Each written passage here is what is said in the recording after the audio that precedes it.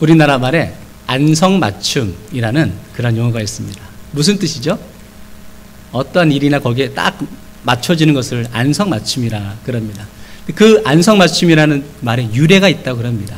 원래 경기도 안성에 보면 그 유기, 그 자기 그릇이 굉장히 유명하다 그래요. 근데 그 그릇을 만들 때 두 가지로 만든답니다. 첫째는 이렇게 일반 평민들이 쓸 수 있는 그런 그릇을 만들어서 배급하기도 하고, 때로는 이제 양반들이 특별 주문을 한대요. 특별 주문을 하면 그 양반들이 취향에 맞게끔 그 원하는 만큼 그렇게 모양을 들여서 예쁘게 또 귀하게 만들어서 이렇게 공급을 했답니다.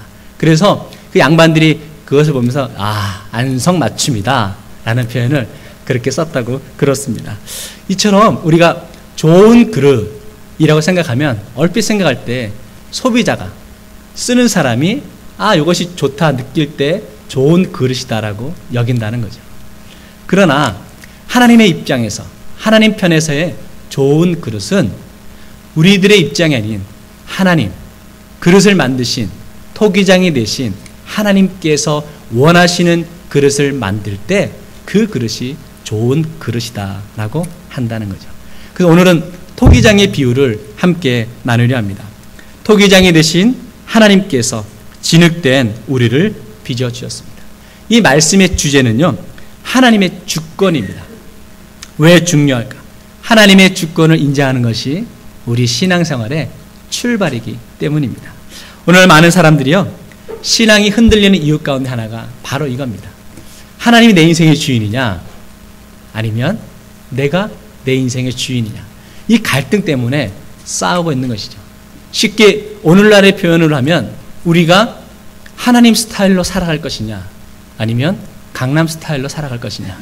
이 갈등이 우리의 삶 속에 있다는 것입니다. 여러분은 지금 하나님 스타일의 그런 모습으로 살아가십니까? 아니면 강남 스타일로 비춰지는 내 마음대로, 내 뜻대로 살아가는 삶을 살고 있습니까? 오늘 말씀 속에서 우리 그 모습들을 한번 점검해 보길 원합니다. 오늘 읽은 말씀은 예레미야서입니다. 예레미야는 눈물의 선지자예요. 왜 눈물의 선지자라고 그랬을까? 다 이유가 있다는 거죠. 보통 이제 구약 성경에 나오는 선지자들의 그 예언의 내용들은 이런 것입니다. 그거요. 이스라엘 백성들이 하나님께 범죄합니다. 그러면 이제 선지자들이 그 이스라엘 백성들에게 갑니다. 가서 당신들이 지금 돌이켜 회개하지 않으면 하나님께로부터 징벌을 받으니까 빨리 회개하라 그럽니다. 그러면 이스라엘 백성들이 알았습니다 하고 회개하고 돌이켜서 하나님께로 다시 돌아간다는 거죠. 이게 보통 선지자들의 예언의 모습이었습니다. 그러나 예레미야는 달랐다는 거죠. 예레미야는 이제 바벨론이 이스라엘을 침공할 거랍니다. 그런데 너희들이 반항하지 말라는 겁니다. 왜냐하면 바벨론이 이스라엘을 무너뜨리는 것은 하나님께서 이미 계획된 것이니까 그저 바벨론이 쳐들어오면 우리가 졌습니다. 항복하고 나아가는 그런 예언을 하고 있다는 거예요. 쉽게 표현하면 이겁니다. 북한이 남한을 침공했습니다. 그럴 때 대한민국 모든 목회자들이 성도들에게 여러분 하나님께서 우리 민족을 지켜주실 것입니다. 우리 기도합시다. 그러면 우리가 북한을 물리칠 수 있습니다. 라고 하는데 저만 끝났습니다. 지금 빨리 북한한테 항복하는 것이 우리가 살 길입니다. 라고 한다면 어떤 반응이 일어나겠습니까? 저 혼자 사꾼처럼, 저 혼자 나쁜 목회자처럼 그렇게 비춰지지 않겠습니까? 오늘 예레미야가 그렇다는 거예요. 예레미야 혼자서만 바벨론이 침공할 때 우리는 거기에 대응하지 말고 우리가 항복하고 나아가는 것이 하나님의 뜻이다 라는 그런 이야기를 했다는 거예요. 그러니까 그 이야기를 해야 되는 예레미야의 그 마음에도 얼마나 무거움이 있었겠습니까? 내가 이런 예언을 해야 되는가? 답답함이 있었겠죠. 그래서 눈물을 흘릴 수밖에 없었다는 거죠. 그래서 예레미야를 눈물의 선지자라고 그렇게 이야기합니다. 예레미야가 그런 예언을 백성들에게 해야 되니까 자신도 정말 확신이 없고 자신도 머뭇거리는 그런 마음이 있었어요. 그래서 하나님께서 오늘 본문에서 토기장이의 비유를 말씀하시는 겁니다. 토기장이의 비유의 핵심은 하나님께서 빚으시고 하나님께서 만드신다. 그 이야기를 하시고 싶었던 거죠. 오늘 말씀 속에서 하나님께서 우리 인생의 주권자 되시고 주인 되시고 우리를 만들어감을 함께 살펴보기 원합니다. 첫째, 토기장이의 비유 속에서 하나님의 주권을 말씀하십니다. 오늘 말씀의 가장 기본은 그릇은 토기장이이신 하나님께서 만드신다는 겁니다. 하나님의 주권을 인정합니다. 주권 그러니까 우리가 좀 어려울 수 있는데요. 쉽게 표현하면 주인이 누구인가의 그런 문제입니다. 우리 인생의 주인이 누구인가? 우리는 하나님인 줄 믿는다는 거죠. 오늘 4절 말씀 보면 이렇게 표현하고 있습니다. 진흙으로 만든 그릇이 토기장이의 손에서 터지매 그가 그것으로 자기 의견에 좋은 대로 다른 그릇을 만들더라. 토기장이가 보니까 자기 의견에 좋은 대로 만들었다. 다시 말하면 토기장이 마음대로 만든다는 겁니다. 그릇이요. 주인님 저는요 이렇게 좀 얍시름하게 만들어주세요 라고 할 수 없다는 거죠. 토기장이 그 주인의 손길에 따라서 만들어질 수밖에 없는 것이 그릇임을 우리는 알 수 있다는 거예요. 결국 무엇일까? 하나님의 주권을 인정한다는 것은 하나님의 권위를 인정하는 겁니다. 하나님 내 인생을 책임지시고 나를 주관하신다는 하나님의 권위를 우리가 인정하는 삶을 살아야 된다는 거죠. 지금 성도 여러분, 여러분의 삶 속에 얼마나 여러분은 하나님의 권위를 인정하는 삶을 살고 있습니다. 오늘날 세대는요 그렇게 표현합니다. 탈권위의 시대다. 권위를 주장하는 사람은 왠지 좀 뒤처진 사람 같고 그렇게 비춰진다는 거죠. 오히려 요즘의 리더십은 섬김의 리더십을 강조하는 시대에 우리가 살고 있습니다. 그래서 정치가들도 다 이렇게 나올 때에, 선거에 나올 때 여러분을 잘 섬기겠습니다 그러지 내가 여러분 위에 군림하겠습니다라는 그렇게 표현하는 사람은 없다는 거죠. 그래서 모두가 다 섬김의 리더십이 좋은 모습이고 권위의 리더십은 잘못된 것처럼 그렇게 생각하는 것을 보게 됩니다. 얼마 전에요 한국 뉴스를 보았는데 그런 내용이 나왔습니다. 일선 선생님들이, 학교 선생님들께서 상처를 많이 받으시는 거예요.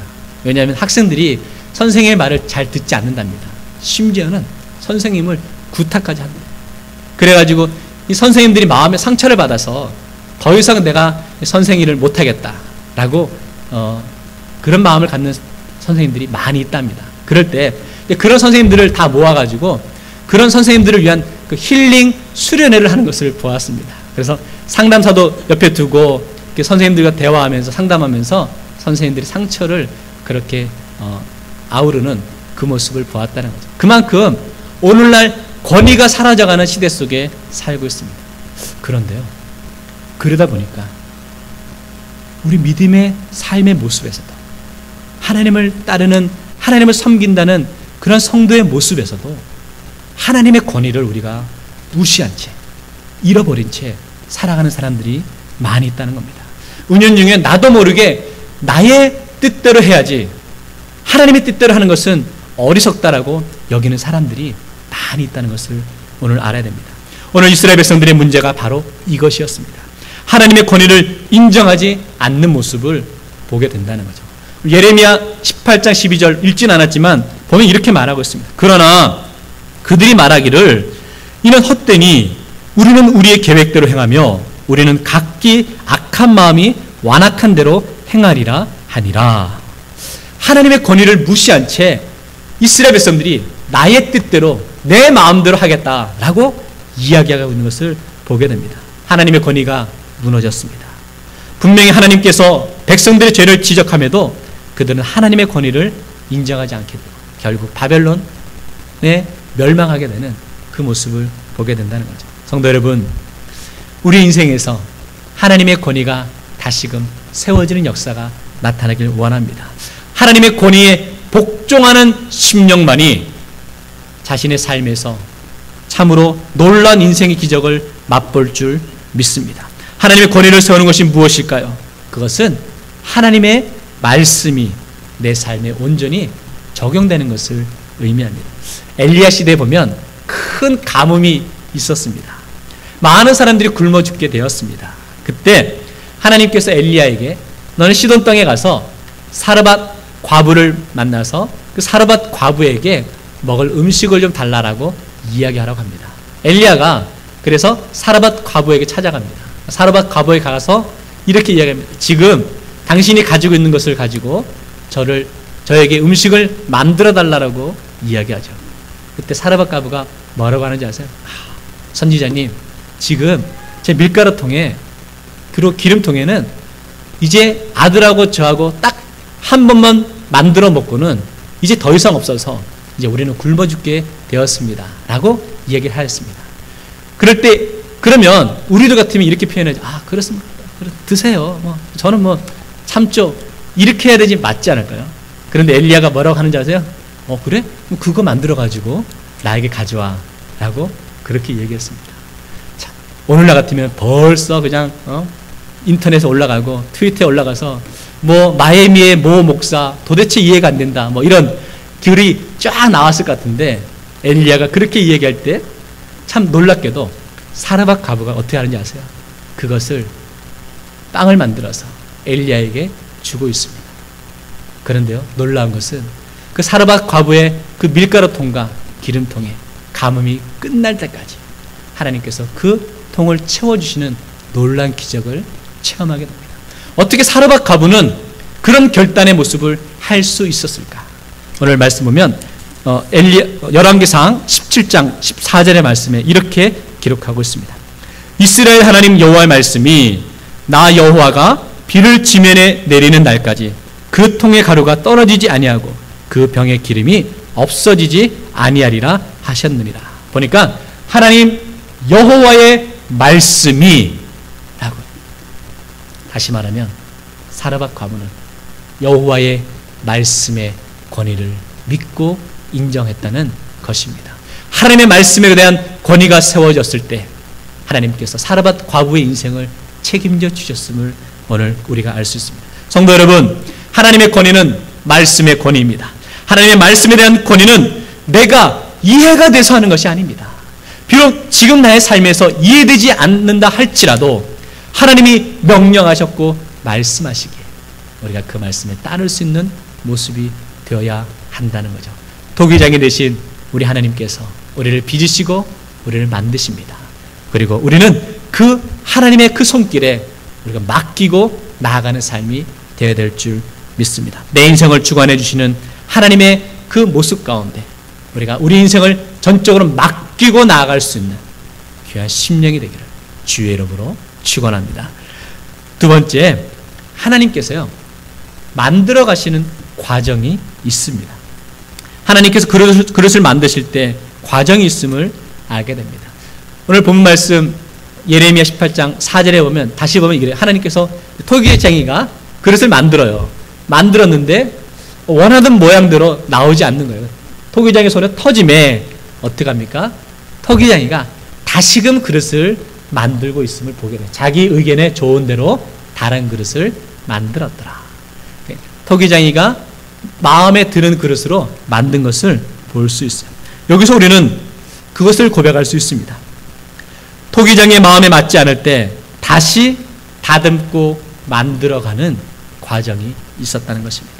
다시 말하면 고치시고 회복시키는 그런 과정이 있음을 우리가 알 수 있죠. 오늘 말씀 속에는 이런 뜻입니다. 지금 이스라엘 백성들이요 하나님 앞에 범죄했기 때문에 하나님께서 이제 바벨론을 통해서 포로의 생활을 하겠다는 겁니다. 그러나 좌절하거나 낙심하지 말 것은 하나님이 때가 되면 다시금 이스라엘 백성들을 회복시켜 주시겠다는 것입니다. 왜 그렇습니까? 토기장이 되신 하나님께서 원하시는 모양대로 이스라엘 백성들을 만들어가는 과정에 있기 때문입니다. 성도 여러분, 이 모습이 귀합니다. 그리고 우리에게 소망이 있습니다. 정말 하나님께서 지금 이대로 이 모습대로 우리를 사용하시면 얼마나 우리 죄 많은 우리가 어떻게 부끄러워서 하나님께 쓰임받는 그런 삶을 살겠습니까? 그런데요 참 감사한 것은, 참 다행스러운 것은 하나님께서 지금 저와 여러분의 이 모습 이대로를 사용하시는 것이 아니라 우리를 다듬어 가시면서 회복시켜 가시면서 우리를 사용하시겠다라고 말씀하고 있습니다. 예수님의 12제자가 있었습니다. 그 12제자가 예수님을 3년간 쫓아다녔습니다. 예수님께서 그 12제자를 택하실 때 그들이 완벽한 삶을 살고 있어서 그들의 믿음이 대단해서 그들을 선택하지 않으셨습니다. 어리석고 때로는 부족하고 나약함의 모습이 많은 그런 제자들이었죠. 그러나 예수님께서 그들을 제자로 삼으시고 선택하시고 만들어 가시는 과정이 있었음을 알게 됩니다. 지금은 비록 부족하지만 사용하기 부끄럽지만 나를 다듬어 가시며 사용하시겠다는 그 하나님의 음성을 깨닫길 원합니다. 성도 여러분, 지금 저와 여러분을 사용하는 것은 저와 여러분이 대단해서 우리 하나님께서 우리를 사용하시는 것이 아님을 알아야 합니다. 제가 목회를 하면 할수록 이제 아직까지 담임사역은 초년병인데 제가 이 담임사역을 하는 것이 제 능력이 뭐 대단해서 아니면 학식이 뛰어나서 담임사역을 감당한다고 생각하지 않습니다. 부족하고 연약한데 하나님께서 이 마이미 중앙 장로교회라는 그 공동체 안에서 저를 다듬어 가시고 또 회복시켜 가시고 세워 가시는 과정 속에 있음을 믿습니다. 하나님께서 쓰시겠다 결정하셨기 때문에 부족하지만 하나님이 저를 이 재단의 담임 목사로 세우신 줄 믿습니다. 그러기 때문에 여러분 저를 보시면서 목사님 왜 저렇게 부족하나, 왜 이렇게 연약하나 라고 말로 그렇게 생각하지 마시고 저를 그런 모습을 보실 때마다 저를 위해 중보하며 기도해 주셔야 되는 사명이 여러분에게 있는 줄 믿습니다. 성도 여러분, 그리고 여러분의 삶도 마찬가지 아니겠습니까? 지금의 모습 보면 참 부끄럽겠죠. 내가 직분을 맡아? 내가 주의를 감당해? 어떻게 보면 연약함의 모습일 수 있습니다. 그러나 우리 하나님께서는 그런 나를 택하셔서 나를 다듬어 주시고 세워 가셔서 결국은 하나님께서 보시기에 하나님이 사용하시기에 꼭 합당한 그러한 그릇으로 세워주실 줄 믿습니다. 이 소망을 간직하며 나아가는 심령이 되길 원합니다. 우리가 귀한 보석들 있잖아요. 뭐 금이나 은이나 이런 보석들이 있는데 그런 보석들을 돌이나 이런 데서 채취할 때 그 금이나 은이나 이 보석들을 채취해내는 온도들이 다 달라요. 금을 녹이는 온도와 은을 녹이는 온도들이 다 다르다는 거죠. 마찬가지라는 거죠. 성도 여러분, 하나님께서 우리를 세워가실 때 세워가시는 모습이 다 다르다는 겁니다. 어떤 사람은 그럴 수 있어요. 어떤 사람은 관계의 어려움을 통해서 세워가시는 분도 있고 어떤 분들은 물질의 힘든 상황들을 통해서 세워가시는 분도 있다는 거죠. 때로는 상처를 통해서 여러 상처들이 있지만 그 상처 속에 세워가는 모양이 다 다름을 우리가 알 수 있습니다. 그래서요, 여러분 이렇게 생각하셔야 돼요. 왜 나와 저 사람의 세워져 가는 모습이 다를까? 왜 저 사람은 순탄하게 가는 것 같은데 왜 나는 이렇게 힘들게 갈 수밖에 없을까? 고민하거나 또 낙심하지 말길 원합니다. 하나님께서는 우리에게 각자에 맞는 모습으로 우리를 세워가는 과정 속에 있음을 믿습니다. 성도 여러분, 서두르지 마십시오. 내 앞에 가로막힌 문제들 앞에 두려움과 조바심을 갖지 마십시오. 빨리 없어지기를 바라는 마음을 우리가 버리길 원합니다.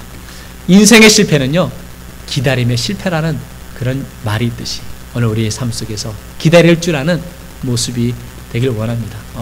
우리 몸에 상처가 나면 뭐가 집니까? 네? 딱정이? 딱정이가 표준말입니까? 딱지가 표준말인가? 어쨌든 간에 제가 알기로는 딱정인데 딱정이가 딱 진단 말이죠. 그러면 여러분 어떤 마음이 드세요? 이걸 떼고 싶은 마음이 막 충동이 막 들지 않으십니까? 그게 막 충동이 들어서 뗀단 말이죠. 그럼 어떻게 됩니까? 아물지 않으면 다시 피가 나는 것을 보게 되고 오히려 덧나는 것을 보게 된다는 거죠. 상처가 났을 때, 딱지가 졌을 때, 딱정이가 졌을 때 그 딱지가 스스로 떨어질 때까지, 아물 때까지 내버려 두는 것이 가장 현명한 방법이라는 겁니다. 지금 여러분의 인생 가운데 내가 감당할 수 없는 혹은 예상하지 못했던 그런 상처들을 우리가 경험할 수 있습니다. 그럴 때 여러분, 그것을 내 나름대로, 내 방법대로, 나의 모습으로 그 딱지를 때려 하지 말기 바랍니다. 그 상처가 아물 때까지 기다릴 줄 아는 그 모습이 참된 성도의 모습이라는 거예요. 왜? 토기장이 되신 우리 인생의 주인 되신 하나님께서 우리를 붙드시고 지키시고 인도해 주시기 때문입니다. 그 확신 가운데 나갈 수 있는 심령이 되기를 주의 이름으로 축원합니다. 세 번째, 토기장이 되신 하나님께서 최고의 작품을 만드십니다. 우리가 그릇에다 음식을 담을 때요, 한국 분들은 우리 만약 밥공기가 있으면 밥공기에다 그 밥을 얼마큼 담습니까? 산처럼 수북히 담죠. 일명 전문용어로 머슴밥 막 담는다는 거죠.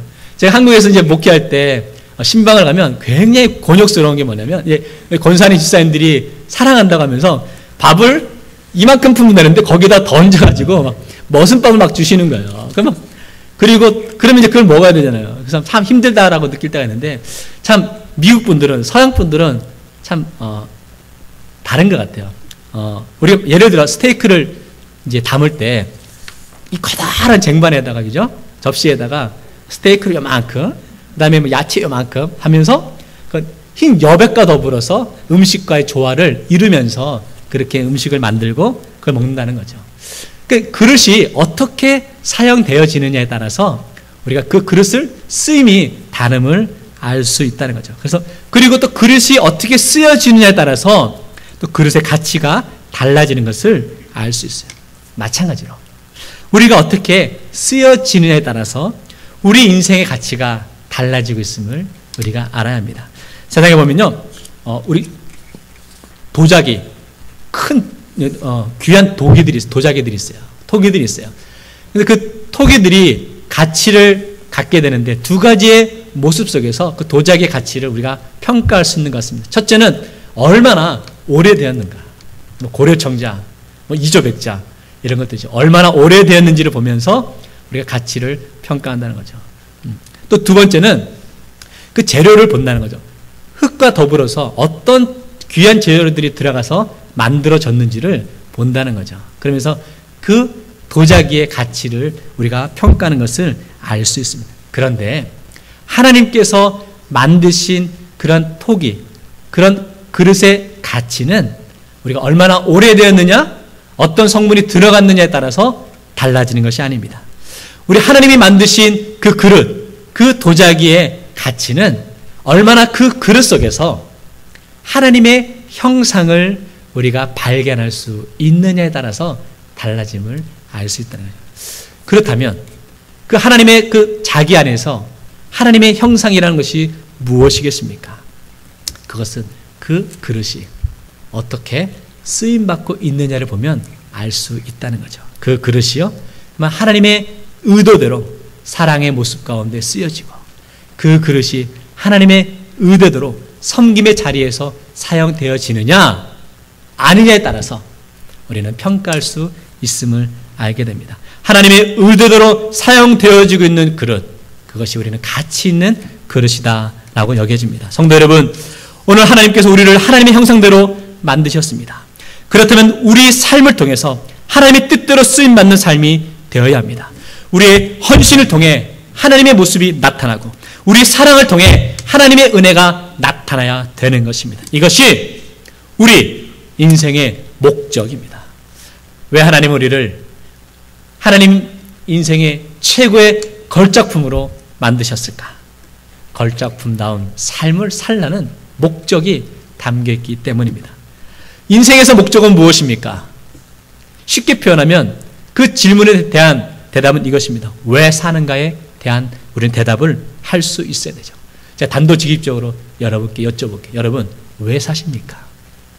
우리가 그 질문에 대한 대답을 분명하게 할 수 있어야 된다는 거죠. 우리가 사는 목적은 하나님의 영광을 드러내기 위해 삶을 살아가는 것인 줄 믿습니다. 신앙생활에서요, 성숙해져가는 모습은 하나님께서 나를 어떻게 사용하시겠느냐는 그 목적을 알아가는 데 있습니다. 그런데 문제가 뭔지 아세요? 하나님은 지금 나를 쓰시겠다는 목적을 갖고 있는데 나는 생각하기를 하나님, 아직은 아닙니다. 아직은 내가 쓰임받을 수 없습니다.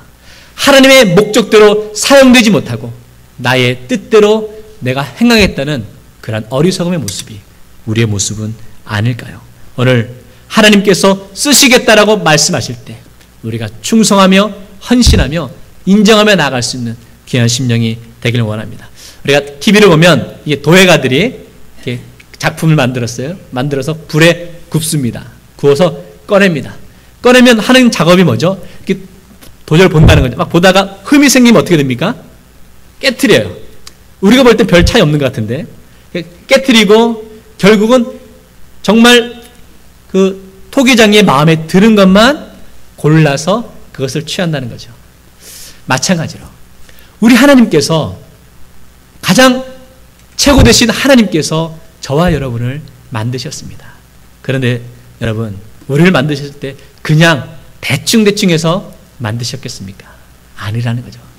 우리들의 모습을 보면서 가장 최고의 모습으로 최고의 걸작품으로 하나님께서 우리를 만드셨음을 우리가 믿고 고백할 수 있는 줄 믿습니다. 결국 최고의 가치는 어떻게 쓰임받느냐에 따라 결정됨을 깨닫습니다. 다윗이요? 보잘것없는 사람이었습니다. 그런데 하나님께서 목자인 다윗을 취하셔서 이스라엘의 왕으로 삼으셨습니다. 성도 여러분, 우리가 이런 말을 들을 때마다 우리들의 가슴이, 우리들의 마음이 뜨거워져야 됩니다. 하나님의 비전으로 우리가 새로워져야 됩니다. 하나님께서요, 지금 저와 여러분 보잘것없는 부끄러운 모습이지만 우리를 선택하셨습니다. 그리고 가장 귀한 하나님의 걸작품으로 세워주십니다. 토기장이 되신 하나님을 바라보며 나아갈 수 있는 귀한 심령이 되기를 주의 이름으로 축원합니다. 오늘 말씀을 정리하면서요, 토기장이와 그릇이라는 한 글을 제가 읽고 말씀을 마치려 합니다. 제가 한번 그 글을 읽어보겠습니다. 모든 진흙덩이가 그렇듯이 질그릇으로 최고의 작품이 되어서 왕궁의 식탁이나 부잣집의 장식장에 올라가는 것이 최고의 꿈이었다. 다행인 것은 우리들의 토기장이가 이 나라 최고의 장인이라는 것이었다. 그가 만든 그릇들은 거의 다 왕궁이나 부잣집으로 팔려나갔다. 어느 날 토기장이가 내 앞에 앉아서 나를 반죽하기 시작했다. 그러자 나도 기대하기 시작했다. 이 세상에서 가장 멋진 작품으로 태어날 내 모습이 떠올랐기 때문이다. 그런데 좀 이상했다. 토기장이가 나를 빚는 나의 모습은 이전과 전혀 다르기 때문이었다. 한쪽으로 기울어진 주둥이에 유난히도 넓은 손잡이, 나를 지켜보는 다른 진흙들의 웃음소리가 들렸다. 난 너무 속상해서 눈물이 나올 것만 같았다. 나를 이런 흉측한 모습으로 빚은 토기장이의 손길이 밉고 또 미웠다. 마지막으로 불가마니에서 나온 내 모습은 정말 절망적이었다. 토기장이가 나를 왜 이런 모습으로 빚었는지 도무지 이해할 수 없었다. 토기장이는 내가 완성되자마자 나를 품에 안고 어디론가 뛰어갔다. 그가 도착한 곳은 어느 가난한 농부의 집이었다. 아무리 나를 이렇게 가난한 농부에게 팔려고 했어도 이런 모양으로 만든 토기장이가 나는 생각할수록 미웠다. 차라리 바닥에 떨어져 내가 깨져 없어지기를 바랄 뿐이었다. 그런데 밖으로 나온 농부의 모습을 보는 순간 난 너무 놀라고 말았다. 그 농부는 농사일을 하다가 두 손이 잘린 사람이었다. 그래서 그는 평범하게 생긴 그릇을 사용할 수가 없었던 것이다. 토기장이는 이 사실을 알고 이 농부를 위해 손이 아닌 팔로 사용할 수 있는 나처럼 생긴 그릇을 만들었던 것이다. 나를 붙잡고 눈물을 글썽이는 농부에게 토기장이가 말했다. 내가 질그릇을 만들면서 이렇게 기뻤던 적은 처음입니다. 이 그릇은 나의 최고의 작품입니다. 토기장이가 만든 최고의 작품이 나라는 사실을 난 그때 깨달았다. 그리고 나를 빚던 토기장이의 그 따스한 손길을 그제야 느낄 수 있었다. 성도 여러분, 저와 여러분은 하나님의 최고의 걸작품입니다. 기도하겠습니다.